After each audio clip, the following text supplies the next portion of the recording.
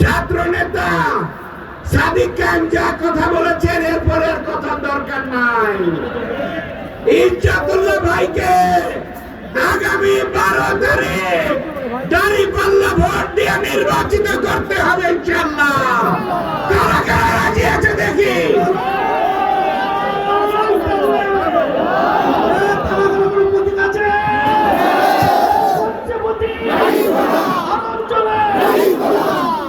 ভাইয়ের আমার, আমি ডাক্তার শফিকুর রহমানের সালাম এবং বার্তা নিয়ে এসেছি।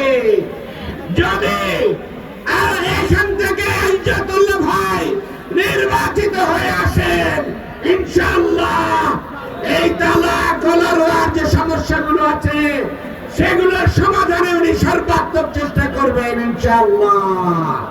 এখানে জলাবদ্ধতা আছে, উন্নয়নের অভাব আছে, চাঁদাবাজি সন্ত্রাস লুটপাটের সমস্যা আছে, এগুলো ইজ্জতুল্লাহ ভাইয়ের মাধ্যমে সমাধান হবে।